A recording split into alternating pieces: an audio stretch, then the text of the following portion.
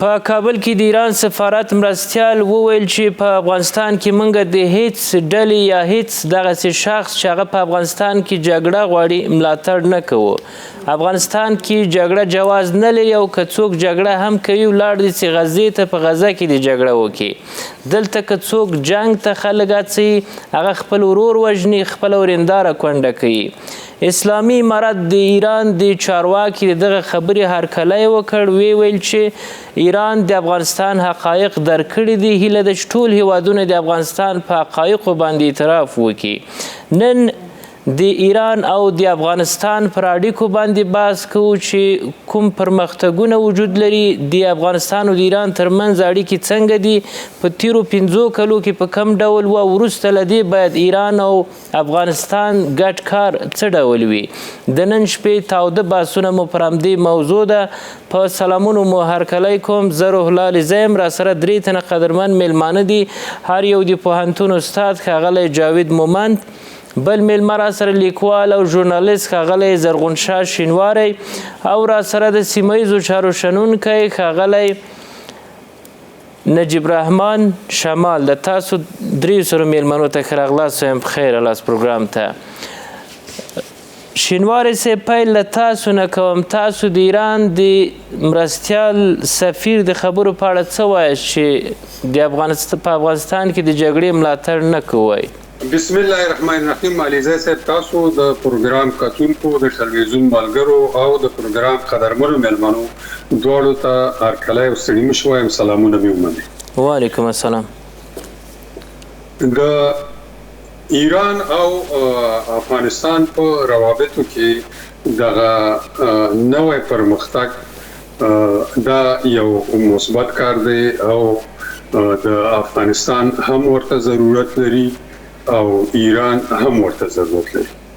کوم تحولات چې زمونږ په منطقه کې د ایران نه ګرد چاپیره او د موږ نه ګرد چاپیره روان دي او کېږي، دا تحولات په خپله د ګټو په خاطر او دغه دوو نظامونو د بقا او پایښت په خاطر باندې د سیاست د علم په اساس داسې حکم کوي چې دا دوه دولتونه باید یو د بل سره د څومره چې د لاسه کېږي یو د بل سره همکاري وکړه او کوشش وکړه چې یو د بل هغه دښمنان چې دا نظامونه تخریبوي د هغه اصلا د فعالیت اجازه او موقع ورته ورنکړي. هغه د دې د خاطره چې زمونږ او د ایران دغه جغرافیوي جوړښت او شراکت په دغه منطقه کې داسې یو مسله ده که چېرته په ایران کې یا په افغانستان کې د موجوده نظام د مشکلاتو او ستونزو سره مخ کېږي، دغه ستونزې او مشکلات که نن ورسره یو نظام مخ کېږي، سبا ته ورسره هغه بل هم حتمي او ضروري مخ کېږي. ځکه په دې منطقه کې داسې جوړښت منځته راغلی، د منځني ختیځ جګړې د ازداد داسې سره جوړ کړي دي چې موږ او ایران د ګټو په شراکت او په ګډه دفاع باندې مجبور کړي. شینواری صاحب، نن که ایران د جګړې ملاتړ نه کوي، ګټه ایران ته څه ده؟ د کومې جګړې؟ دا اوس چې وایي موږ د هیڅ جګړې ملاتړ نه کوو چې هغه د افغانستان د نظام پر وړاندې څوک کوي. اصلا ګوره داسې ده چې په ایران کې د ایران دولت په خپله مخالفین لري. زه تفصیل ته نه ځم، تاسو معلومات شته. هغه مخالفین څه وخت چې افغانستان کې جګړه کېږي او د دې جګړې مخالفان متاسفانه هغه کسان دي چې هغه د ایران په مینه او د ایران په حکومت باندې د 1992 لسیزې نه راپدې خوا تورن دي او دا تهمت ورپورې دی چې ایران د دوه ملاتړ کوي. د ایران سره هغه یو نوع غیر سیاسي مګر بل ډول روابط لري. په دې اساس باندې که چېرته ایران د افغانستان د اسلامي امارت او د افغانستان د خلکو په خلاف باندې وسلوال بانډونه یا اشرار دا تقویه کا ملاتړ کا، نو افغانستان هم مجبور دی چې بیا د ایران په خلاف باندې هغه شي.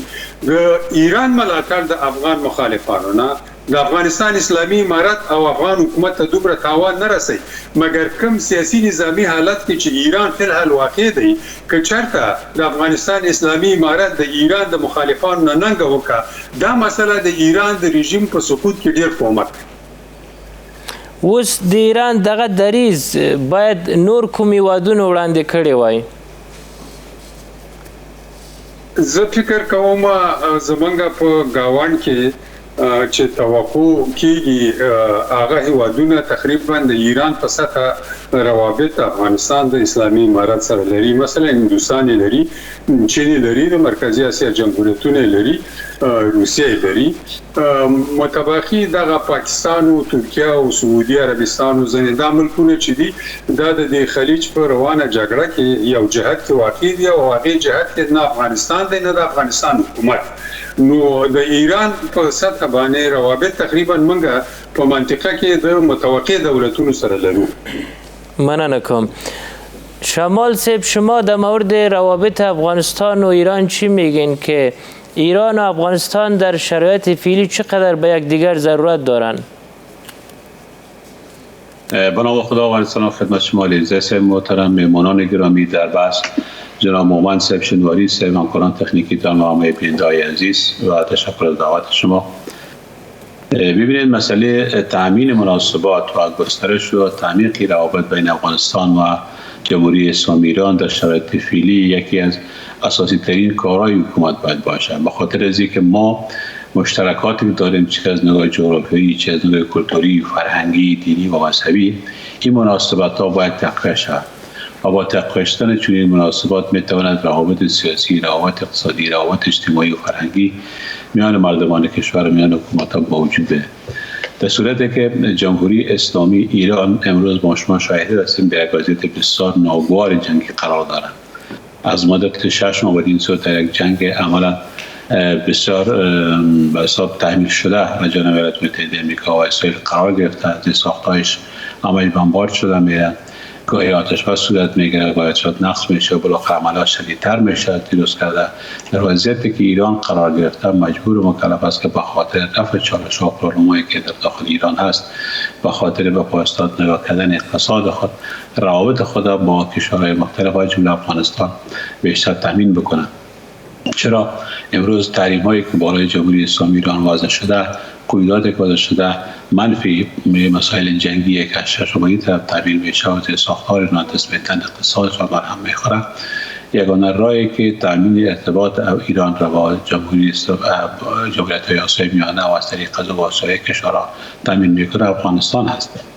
بنابراین روابط حسنه با و نیک با افغانستان و ایران میتونن نه تنهایی که تامین کننده روابط سیاسی اقتصادی میان دو کشور باشد، بلکه میتواند قسمت تامین صلح و ثبات و شمال صاحب، طی 5 سال اقدامات خوبی که صورت گرفته بین افغانستان و ایران چی بوده؟ ببینید عزیز محترم، در جریان 5 سال گذشته هر کشوری که با افغانستان تعامل کرده و اساس منافع خود تعامل کرده.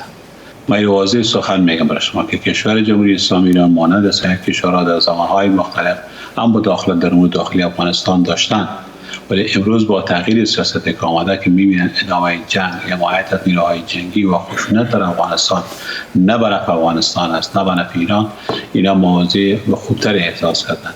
او به خاطر تامین روابط است که حکومت سپرست افغانستان با اینا داشته، ولی این تعامل و این برخورد با همسایه ها باید تعامل با جار و کشور همسایه نباید غیر متعادل باشه.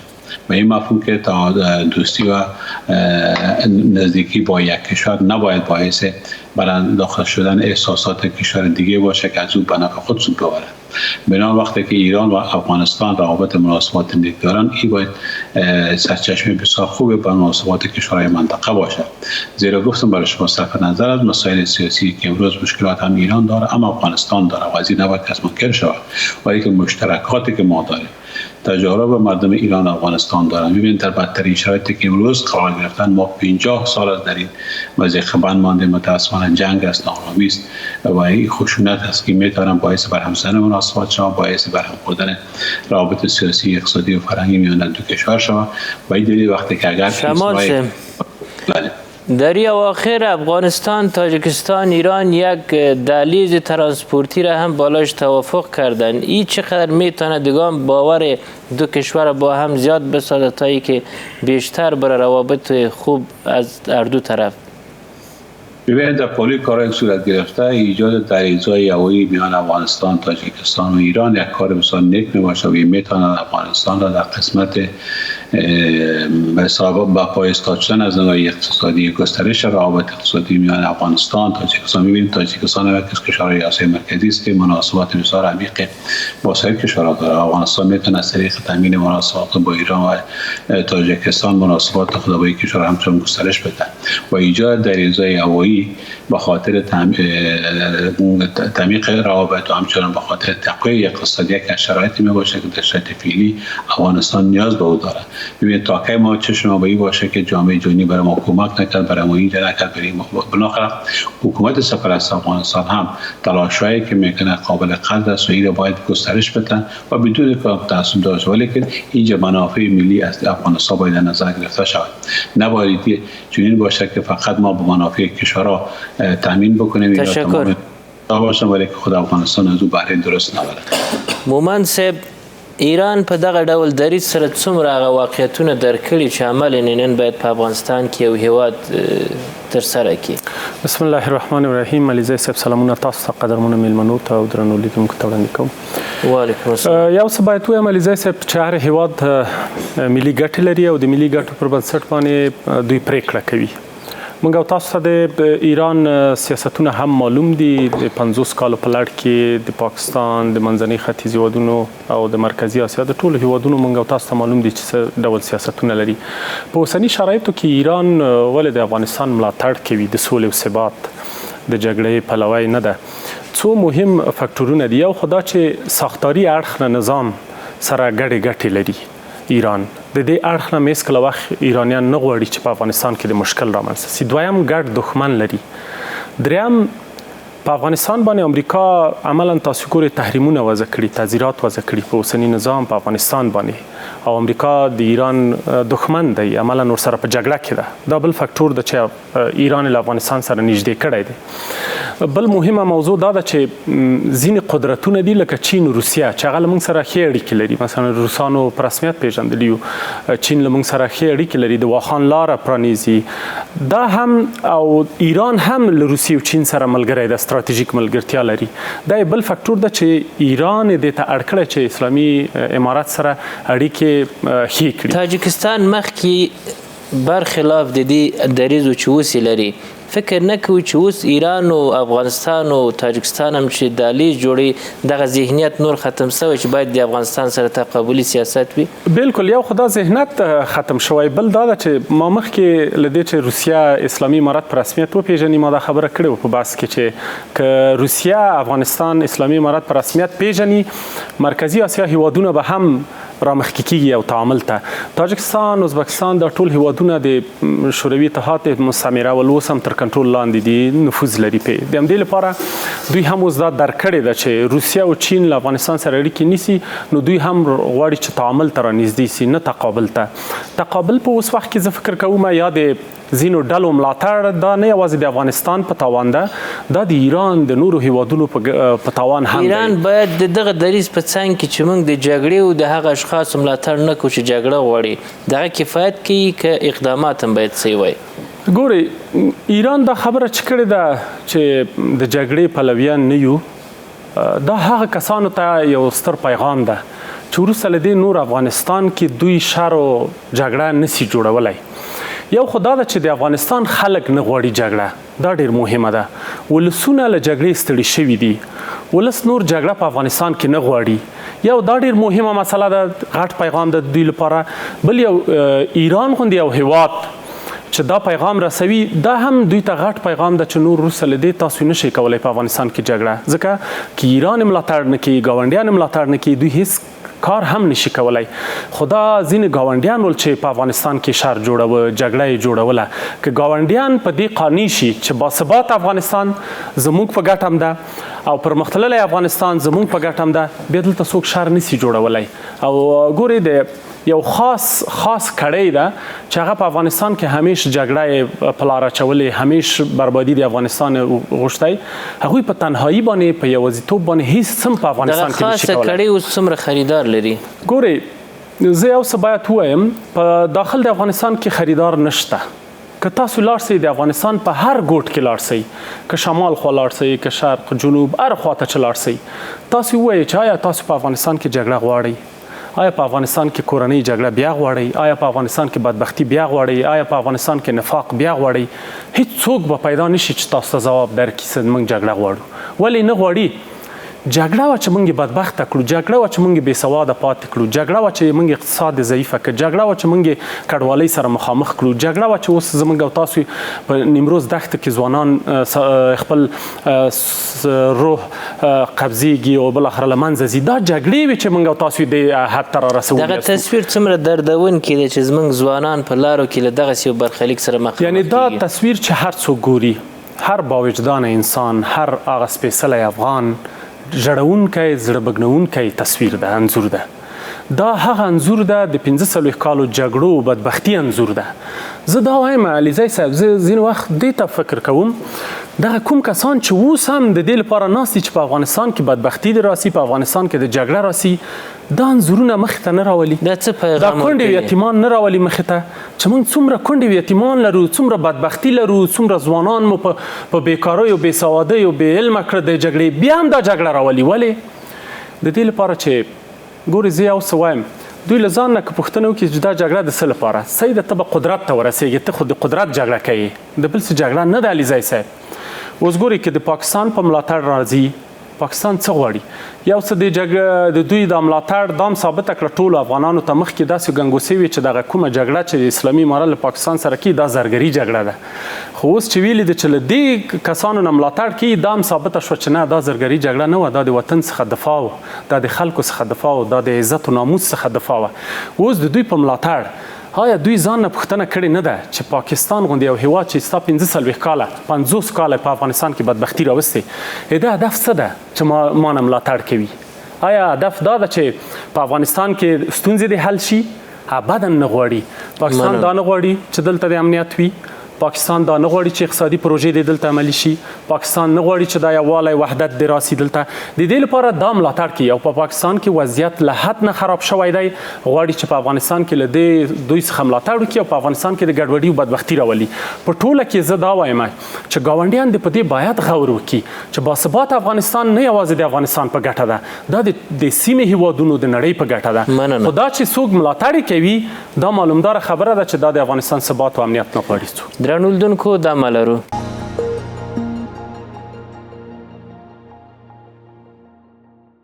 بیا هم په خیر لاس شینواری صاحب یو ویډیو لاس په لاس کېږي چې دا د افغانستان د جګړې هغه بد میراث وړاندې کوي چې له کبله افغانستان په مختلفو برخو کې زیانمن سو.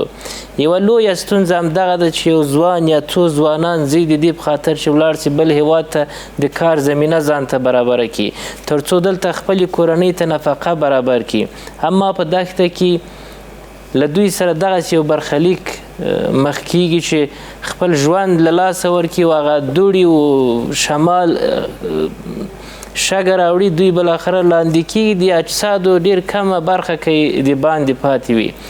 بیا یوه ویډیو مخکې له دې کېږي د همدغه ځوانانو له منځ د هغه بیا د خپل حالات بیانوي، خپلې کورنۍ ته چې زه دغسې یو مشکل سره مخ یم. دغه څه پیغام یا څه درس وړاندې کوي د افغانستان د جګړو، د افغانستان د بدبختیو چې نور باید افغانان عبرت واخلي؟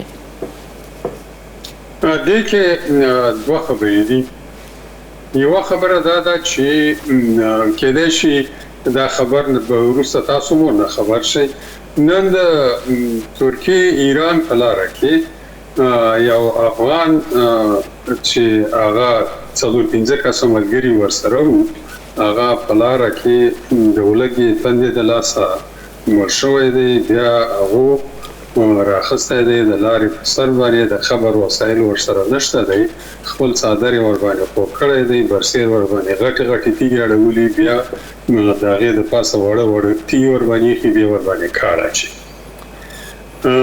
دا زما ستا د هر باوجدانه باضمیر مسلمان او حتی چې انسانیت پکې نیمي د هغې بنیادم لپاره دردونکې او ژړونکې پېښه ده. مګر هغو چې د نیمه پیړۍ د افغانستان په خاوره خلکو خپلواکۍ عزت او کندو یتیمانو باندې سیاست کوي تجارت کوي د هغو لپاره دا یو وسیله ده. زه ستاسو د سوال اساسي برخې ته راځم. اصلا داسې ده چې تاسو که وګورئ د 1950 کال د ثور د کودتا نه راپدېخوا هغه جنګونه چې د اوسنۍ اقتصادي نړیوالو مناسباتو په اساس باندې ملي سالمه رهبري ونه لري، هغه جنګونه د دغه سرنوشت سره اخته کېږي او ملتونه لکه دا نو چې ورسره اخته دي. زمونږ د دغه کسانو نه چې تاسو ورته اشاره کوئ، د دې کسانو نه هر وخت تاسو دا 15 کاله وګورئ د تاریخ ته، هر وخت د باثباته افغانستان، د روغ افغانستان، د سرلوړي افغانستان، د سلامتیا او استقلال درلودونکي افغانستان پر ضد د دونه استفاده شوه. اصلي مسله دا ده چې دا یو ډول کرایي جنګیالي یا مزدوري ملیشي دي. مخکې تاسو ورنه یادونه وکړه چې داخل د افغانستان کې دو ریخي او پیوندونه نه لري. داخل کې خو ورځه ځکه ریخي او پیوندونه نه لري چې هلته خلک د 15 کلنې جګړې د خلکو نه هر څه اخیستي، نور څه شته دی نه چې خلک د لاسه ورکړه. مګر زه تاسو ته په بهر کې وایم، په بهر کې په دا بدلو نمونو باندې دا سړیو چې د ښځو په نومونو باندې فیسبوک باندې جوړ کړي، د دې فیسبوکي جنګونو، جهادونو، جنرالانو، وزیرانو نه پرته دو په بهر کې دا اوس زه تاسو ته په ذمهوارۍ باندې وایم چې 4 میاشتې دو د امریکا د کانګرس په مخ کې تېرې کړه، د وزارت خارجه په مخ کې تېرې کړه، یو ساده د وزارت خارجه یا د کانګرس یو مامور به ورسره ځکه دا دوه علتونه لري. یو دو خارجیان هم پودي چې دو د نن افغانستان کې داسې کړه وړه نه دي کړي چې دو بیرته افغانستان ته راشي. موږ خو دو ته ټوپک، B-52 عسکر، پیسې دا هر څه مو ورته ورکړه، هغه ټول چې دو چور کړه او بیرته راوتښتېده.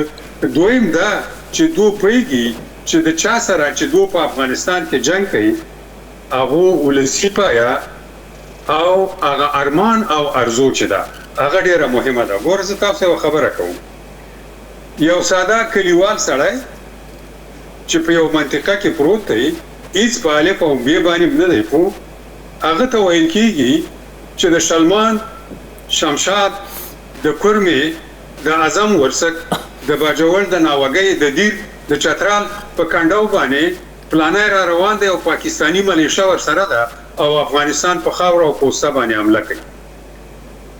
او یو چاته ویل کېږي د جومات په لاسپیکر کې په جلال آباد کې په یا بل ځای کې اعلان کېږي چې ای خلکو ستاسو په خاوره حیا او ناموس باندې یرغل شوی دی، راپورته شئ، دفاع ورنه وکړئ.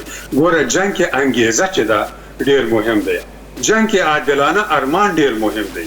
دو سره نه انګیزه شته نه ورسره ارمان شته، فقط شی ورسره دی.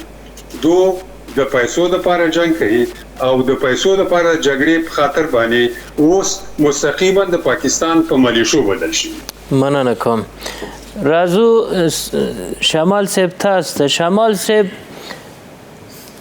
بعضی کشورهای دیگه که واقعیت‌ها را درک نکرده باید منتظر از این می بودن که ایران باید این مسئله را پیش میکرد که ما طرفدار جنگ نیستیم، یا ایست که پیش از این باید اعتراف میشد کسایی که جنگ در افغانستان میخواین؟ بین علیزاده محترم، شخصا به هر صورتی که حساب میکنن مخالف جنگ هستم. ما دیدیم، ما نسل هستیم در جنگ تولد شدیم، تربیت شدیم، کلان شدیم. 50 سال عمر ما متاسفانه در این بدبختی سپری شد و مردم افغانستان بیشتر از هر کشور دیگه در منطقه مصیبت جنگ را دیدن. چرا امروز جنگ نمیخواه مردم افغانستان؟ به خاطر از اینکه جنگ ما را تباه ساخت. جنگ اساسات زندگی ما را از بین برد، ما را بی‌سواد ساخت، ما را از تکنولوژی، از علم، از فرهنگ دور نگه داشت. بالاخره باعث این شد که افغان علیه یک افغان دیگه به تحریک کمی کشورهایی که ما امروز صحبت میکنیم یکی دیگر بکشن، سلاح بگیرن. به خاطر از اینکه این منفعت تو کشورها در زمان بود. ولی با تغییر سیاست‌های که آمده امروز افغانستان اگر برای من شخصا مهم نیست که مثلا ایران و پاکستان مسائل در افغانستان انجام میپذیره، این جنگ میخواین، مقاومت میخوان نمیخوان، مثلا مهم نیست. و ما باید مسئولین حکومت مخصوصا نباید به این بساط مغرور شوند که اینا گفتن که مقاومت نیست، جنگ نیست. درست است اینا خواستن، ولی عوامل از که پیدا بکنید چرا چنین نارامی در افغانستان صورت میگیره؟ چرا به این ما نمیاندیشیم که امروز جوان ولایت‌های مختلف افغانستان از فقر، تنگدستی، از بدبختی هنوز حاضر است که جان خود قربان بکنه و از وطن بره؟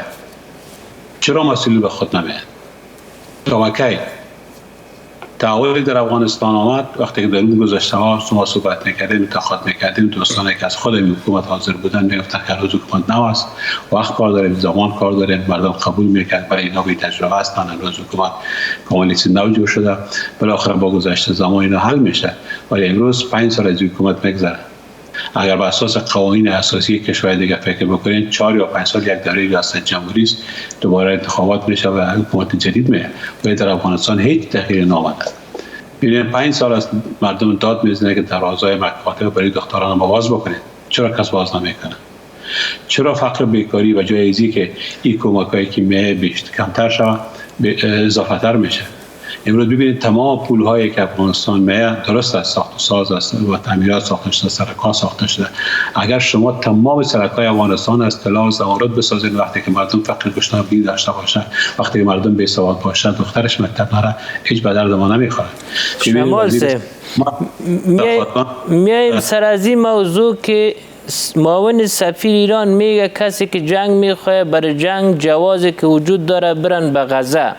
این دلیل چقدر خوب است برای هر کسی که در کشور اسلامی میخواه بره به همش یک مسئله. غزه خوب جای است چون اونجا مظلوم است، مردمش به دفاع شود از حق مظلوم و مسلمان.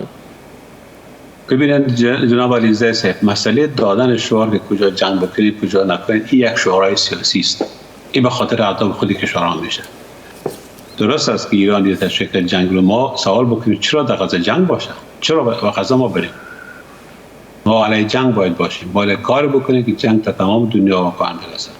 اما یک مسئله دیگه شمال صاحب، شما بعضی موارد اشاره کردین که این مشکلات است، به دلیل ازمی جواز به دست مخالف میره. کسایی که جنگ میخواین اونا در گذشته مقامات بودن، امروز هم اونا از امکانات خوب برخوردار است، ولی کسی که استفاده میشه از طرف اینا، اونا کسایی هستن که از مشکلات اینا استفاده میکنن، از نقطه ضعفشان، ولی قربانی که شدن باز گله به یا شکایت به است که اصلا در قصه از این مردم نمیشه که اولادش تو شد، خودش تو شد. فکر میکنین که این کسایی که به جنگ کلانایی که تشویق میکنن اینا چگونه هستن؟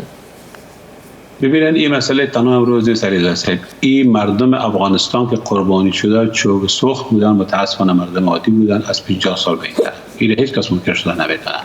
هر قدرت، هر نظام، هر حکومت در افغانستان بود به فکر منافع خود بود، به فکر نگه داشتن این دوستا و کسانی بود که اینا رو برای اسمش شناخته بود، کمکشان میکرد و هیچ کس به فکر مردم افغانستان نبود. ما نتیجه دیدیم.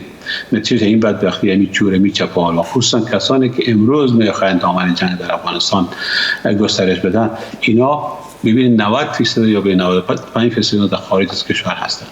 اینا با نمو پولای چور چپاولی که گرفتن از افغانستان بود، ما مشاهده هستیم، در اروپا مشاهده هستیم که اینا بچه‌هاشون مصروف چی است، دخترایشون مصروف چی است، خودشون مصروف چوب سرمایه‌گذاری ها هستن و طلا و سرمایه‌گذاری بسیار بزرگ خیریداری میشه از کجا شد، در حالی که اینا کوچکترین دلسوزی به مردم افغانستان نداشتن، حتی با ولایت‌های خود نداشتن. متاسفانه که امروز ما فقر و بدبختی دمیج بیشتر می‌بینیم. تشکر. این مسائل هیچ معنی به خاطر از اینکه این در داخل افغانستان دیگه اعتبار نداره که با بگم که مثلا دینتان در خطر است، مسجدتان در نخیر. او در پای زمان سال 80 تیش و سپری شد. امروز باید با مسائل ملی باید برگردیم، بتونیم که ما به اتفاق بدون در نظر شریکی از کدام قوم از مشکلات حل بکنیم. منفی کسانی که اینا دستشون در چور و چپاول خیانت در افغانستان بوده، اینا نه تنها که جای ندارن در افغانستان، باید به محاکم بین‌المللی هم معرفی شوند. تشکر. درنولدونکو دمالرو.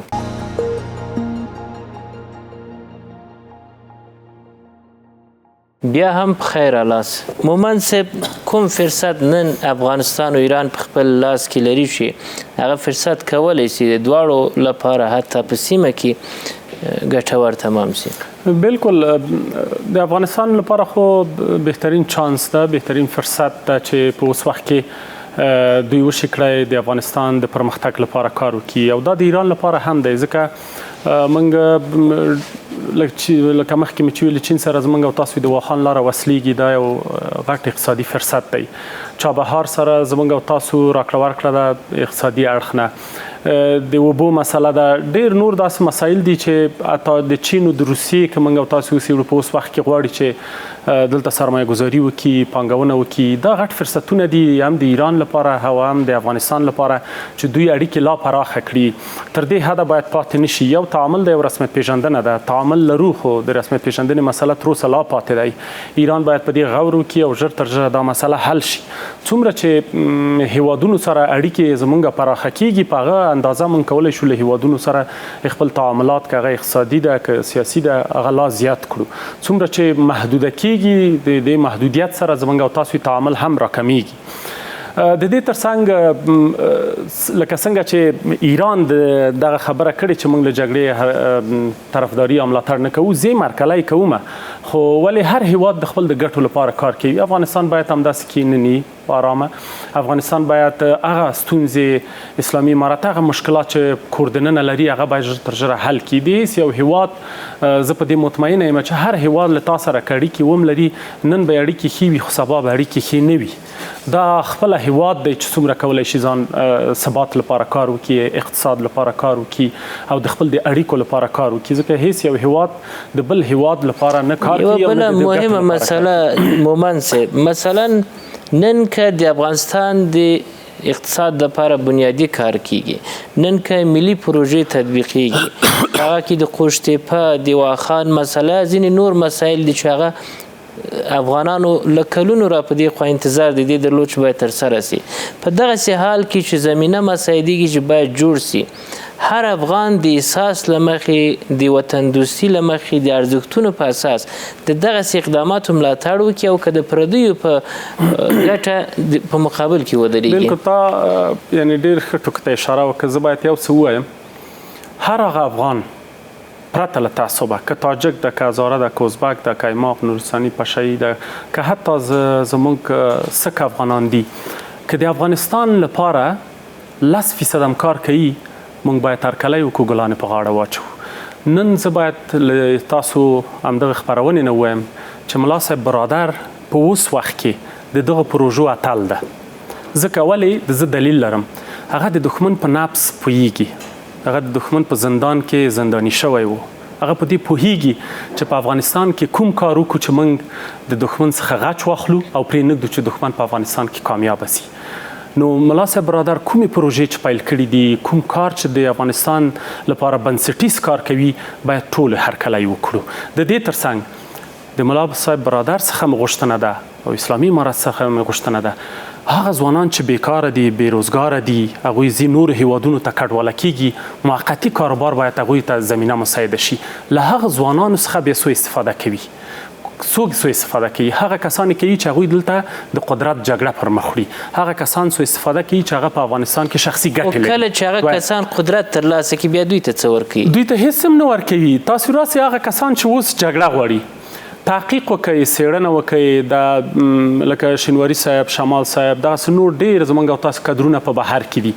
لاړ شئ، د دوی کورنۍ وګورئ، د دوی اولادونه وګورئ. په بهترین پنتونونو کې د دوی زامنو لورګانې دي، په بهترین ځایو کې دوی زندگی کوي، که هغه ترکیه ده، که هغه اروپایي هیوادونه دي، که امریکا ده.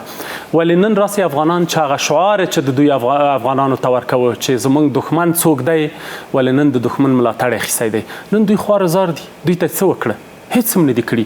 هیڅ یو قوم دلته په افغانستان کې چې کوم شعار ورکړی و، هغه صادقانه د افغانستان لپاره هیڅ کار نه دی کړی دی. صحیح ده، زه به ووایم، اوس به ډېر کسان ووایي چې دا تعصب او لابیګر ده، خو زه باید حقیقتونه ووایم، واقعیتونه ووایم. د خلیفه صاحب 50 نفره د کورنۍ په همدغه لاره کې شهادت رسېدلي. همدغسې د هر مشر راسه ته چې جګړه پر مخ وړې، د جګړې په لیکه کې کوم یو زوی دی په وژل سوی، کوم د تره زوی دی وژل سوی، خو ټول دغه غریب افغانان په $100-200 باندې غولوي، اچوي جنګ کې، دوی مړه کوي، ته خپله قرار ناست کوې، شنوش کوي. دغه خبرې تاسو وایئ چې حقایق دې ولې په ځینو بد لګېږي؟ ځینو باندې ځکه بد لګیږي چې هغه د افغانستان پرمختګ نه غواړي، هغه د افغانستان یووالی نه غواړي، هغه د افغانستان د قومونو پرمختګ او یووالی باندې هیڅ دوی خوشحاله نه دي. څومره چې نفاق ته کار کوي، څومره چې تعصباتو ته کار کوي، دوی په دې خوشحاله کېږي. یو څه باید بل هم ووایم علیزی صاحب چې ځای لري. ګورې د خوشحال صاحب سادات خبرې به تا اورېدلې وي، باید د دغه خبرو نه هرکلی وکړو. هغه حقایق درکړي دي. هغه څه وویلې؟ هغه ویل چې حتی ماته وړاندیزونه شوي د ځینو کسانو لخوا، د پاکستان د ادارې لخوا ماته وړاندیزونه شوي چې ته راسه دلته، موږ به تا حمایت هم کړو، ملاتړ به دې موږ کړو، په افغانستان کې جګړه جوړه کړه. دا مې ولې دا خبره وکړه چې علیزی صاحب دغه اوس په افغانستان کې په نورو هېوادو کې ما غوندې یو کس شاید زه هم دلته خریدار ولرم، خرڅ شم، ولې دا کار نه کوم؟ وجدان د چې ویښ وجدان وي، ویښ ضمیر ولري او افغانیت په باندې ولاړ، اسلامیت باندې ولاړ وي، په ژوند کې به نه ځان خرڅ کړي، نه به وطن خرڅ کړي او نه به دا خلک خرڅ کړي. دې دریځ دې عزت ده که په هغه دریځ کې ودرېږي؟ په همدغه دریځ مې عزت هم شته، هر څه مې شته. سره له دې چې علیزی صاحب په کرایي کور کې ژوند کوو، تا ته معلوم ده ټول داسې کسان مشکلاتو سره مخامخ یو، ستونزو سره مخامخ، ټول په یوه دایره کې ژوند کوو. خوښېږي مې چې طبیعتا د هر انسان خوښېږي چې سهولت ولري، په بهر هېوادونو کې اولادونه یې سهولت ولري، خو دا ژوند سل ځله بهتره ده د افغانستان چې په دې کې د عزت هم خلکو ته د سر هم جګ وي، سر ټیټی ونه اوسي. هغه خلک چې هغه د نورو هیوادونو ملاتړ لري، هغه ټول سر ټیټي دي د دې هیواد لپاره، د دې ولس لپاره. له یو مبارز څخه پوښتنه شوې چې تاسو ولې هیڅ شی نه لرئ او خوشحاله یاست؟ وایي زه د مالکیت احساس لرم، ځکه چې ټول وطن زما ده، که زه کور نه لرم. نن که موږ او تاسو کور نه لرو، مالکیت لرو، احساس د مالکیت لرو، عزت لرو، قدر لرو. خلکو ته هغه کسان چې هغه ما ویل خرڅ شوي کسان دي، هغوی نه دنیا لري نه آخرت لري، هغوی نه ملاتړ لري او نه د خلکو عزت ورسره عزت کوي، نه قدر کوي. هغه ټول ته معلوم ده، تاسو په سوشل میډیا کې ګورئ چې سوال ده، او موږ او تاسو الحمدلله هر څه لرو چې هغه زموږ او تاسو عزت او قدر دی. شینواري صاحب، په جګړه کې افغانان د دې شهیدان دي چې څو سوه زموږ افغانان ده چې له هر طرفه و افغان و له منځه ته، بل اړخ ته یو څوک به له کوره راووت، دا باور یې نه درلود چې زه د بیرته ژوندی کور ته ولاړ سم. هغه حالت او نن حالت که سره مقایسه کوئ، د هغه حالت نه باید کم درس نن واخیستل سي، او نن څومره د شکر ځای ده چې اقلا د ورځې د څو سوو کورنیو تلفات یا څو سوه اشخاصو تلفاتو مخنیوي کیږي. نن څومره کورنۍ په 5 کلو کې ژغورل سوي دي له جګړې نه. داسې ده چې سیاست یو ژوندی علم دی او دا د ورځني ژوند سره داسې پیوند دی لکه نوکان او د انسان دا ګوته او غاښه. 6 کاله 5 کاله مخکې د خلکو لپاره چې د ورځې 300-400 ځوانان ستاسو په ژبه باندې د هر خوا نه چې مړه کېده افغان او مسلمان شهیدان کېده، د دې د پاسه اصلا وطن زمونږ استقلال، خپلواکي، عزت، حیثیت نه لرلو. زمونږ خلکو اصلا په نړیواله ټولنه او خلکو کې ځای نه لرلو. دغه حالات د هغې حالاتو سره چې اوس روان دي سړی نشي مقایسه کولی. او مګر نن ورځ چې ما مخکې تاسو ته عرض وکړ، سیاست چې ژوندی علم دی، نن ورځ خپلې غوښتنې لري. زه مخکې مومن صاحب په ورباندې لږ تماس ونیو، زه ستاسو په اجازه زه افغانستان ته هغه فرصتونه چې ننني افغانستان سره د نسبي سولې په وجود کې شته دی، هغه فرصتونو نه لږ یادونه کوم. مهرباني افغانستان حکومت هغې ته توجه وکړه. همدارنګه غواړم چې بنا په معلوماتو باندې هغه ګواښونه چې افغانستان ته شته هغه د خلکو سره شریک کړو او حکومت ورنه خبر شي. تاسو وګورئ، تقریبا د ایران دولت په مستقیم ډول باندې د 2 اټومي طاقتونو سره چې دواړه په سیمه او دنیا کې مخکښ دي، او په غیر مستقیم ډول باندې د 450 دولتونو سره جنگ کوي، او د ایران دولت چې جنگ کوي په 2 شان دي. بشري نیرو د ملت او حکومت په منځ کې پیوند شته. او جغرافیایي موقعیت چې د هرمز ابنا او تنګی دی د هغې نه استفاده کوي. افغانستان همدغسې د هرمز تنګي لري. دغه د کونړ سیند چې دی دا د هرمز تنګی دی. دا د هلمند دریاب چې دی دا د هرمز تنګی دی. دا تورغونډي، اسلام کلا، اعظم ورسک، تورخم، چمن، حیرتان دا د هرمز تنګی دی. د هغه کانونه چې د افغانستان په سینه کې پراته دي او یا په فني یا په غیر فني ډول باندې ورنه استفاده کیږي، دا د هرمز تنګی دی. دلته یو ملي سالم مسلکی مدیریت باید رامنځته شي چې منطقه کې د روانو جګړو او ازدادو مخه ونیسي. دا یو دا هغه فرصتونه دي. ګواښونه هم شته. ګواښونه دا دي چې دا وارې د افغانستان د خاورې غلیمان او دښمنان غواړي چې افغانستان په داسې جګړه کې گیر کا چې هغه جګړه ملتونه وشي. تاسو چې وګورئ د پاکستان او نورو داخلو اړخونو لاسوهنو ته دوی اوس د اسلام معامله هم پرېښې، د یو قلابي نمایشي ډیموکراسۍ معامله هم پرېښې، د همسایګۍ د ورورولۍ معامله هم پرېښې. دوی څه شی کوي؟ دوی په افغانستان کې د مذهب او قوم پر بنیاد باندې د هغه کسانو نه دوی ننګه کوي چې هغه په افغانستان کې د مذهبي او قومي جګړو سرداران پاتې شوي، قومندانان پاتې شوي او د کابل په شمول باندې د افغانستان د ډېرو ورانوونکي پاتې شوي دي. دا د افغانستان لپاره د یو قومي مذهبي جګړې ګواښ او هغه فرصت که دې ته دو توجه وکړه افغانستان انشاءالله کامیاب او بریالی راوځي.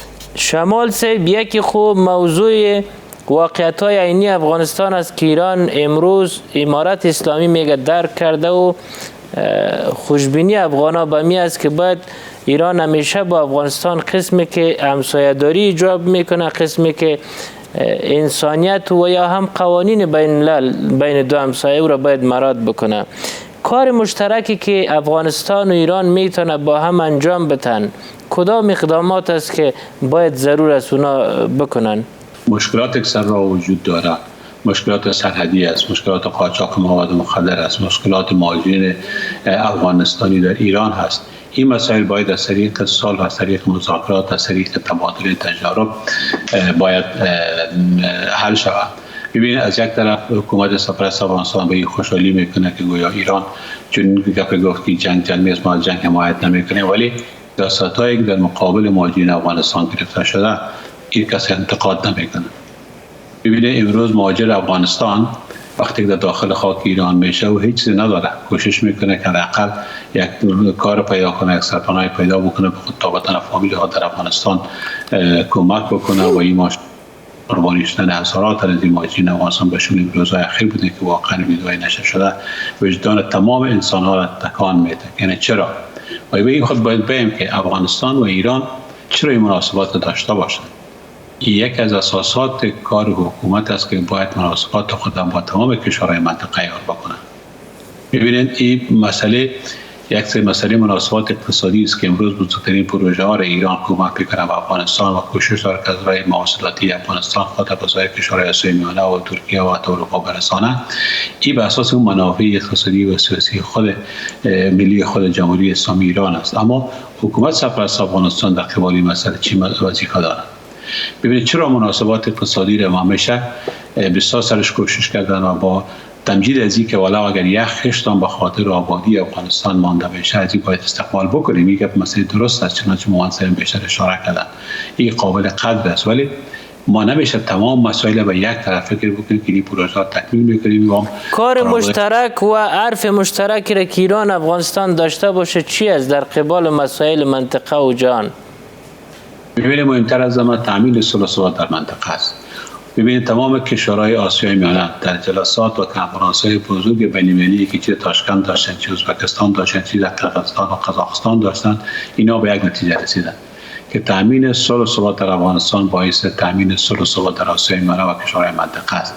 هرگاه افغانستان امروز دوباره کشور ناامن تبدیل میشه، این طبیعی است که تأثیرات خود بالای تمام کشورهای منطقه دارد. همان گونه که میتونه باعث یک دهلیز وصل شده یا نقطه اتصال میان آسیای مرکزی و آسیای میانه نقطه اتصال باشه و روابط سیاسی اقتصادی تامین بکنه، همان گونه اگر افغانستان در خطر میفتد، طبیعی است که تاثیرات زی بالای کشورهای منطقه می مخصوصا جمهوری اسلامی ایران و باید از جلوگیری شود. مومند صاحب، افغانستان چې کوم کارونه د ایران د لپاره په تیرو 5 کالو کې کړي ده چې هغه د ګاونډیتوب اصل ایجابوي، د انسانیت اصول او د نړیوالو قوانینو اساس په لاندې وایز باس پای ته رسوي. بالکل ګوري افغانستان خو د تاریخ په لړ کې ګوري ګاونډیو سره داسې کار نه دی کړی چې هغه د ګاونډیو په چارو کې مداخله وي، ولې ورسره همکاري هم کړې دی. د ایران او د امریکا کله چې جګړه وله تاسو ولیده چې هیڅ لوري پلویتوب یې ونه کړ، سره له دې چې ایران په ډیر سختو حالاتو کې و، خو افغانستان ورسره په دې برخه کې همکاري وکړه او ملاتړ یې وکړ د ډیرو مسایلو د ایران. د دې ترڅنګ د صادراتو وارداتو مسله ده، موږ او تاسو اقتصادي مسله ده چې ایرانیانو سره د افغانستان د اسلامي امارت په دا 15 کالو کې دا راکړه ورکړه ورسره نارمل وله او دوی سره همکاري وکړه. همداسې په ډیرو برخو کې موږ وګورو ایرانیانو سره اسلامي امارت ډیر زیات همکاري کړې ده. یو ګاونډیانو نه مو هیله هم همدا ده چې په افغانستان کې باید لاسوهنې ونه کړي، د افغانستان د ثبات لپاره باید په ګډه کار وشي، د افغانستان امنیت لپاره په ګډه کار وشي تر څو افغانستان. او بل په اخره کې یو پیغام بل هم لرم، د دې ترڅنګ چې موږ او تاسو جګړه نه غواړو، د څوک چې جګړې پلویان دي هیڅ یو افغان نه غواړي، خو افغانان دا غوښتنه هم لري. د دې ترڅنګ چې موږ او تاسو اقتصادي پروژې عملي کوو، خو هغه ستونزې چې په کوردننه په افغانستان کې دي هغه باید په ګډه سره حل کړو، پرې نږدو د دښمن لپاره چې هغه د دښمن لپاره کومه پلمه جوړه سي، دا باید ژر تر ژره حل سي تر څو هغه ستر کارونه لاسته راوړنې چې دي دغه مسایل چې موږ او تاسو لاس او ګریوانو دا هم تر پوښتنې لاندې رانیسي. مومند صاحب، شمال صاحب، شینواری صاحب او درنولیدونکو، تاوده بحثونه پر همدې ځای پای ته رسیږي. د سرلوړي په ځان بسیا او پرمختللي افغانستان په هیله، د خدای په امان. له لیدلو مو مننه.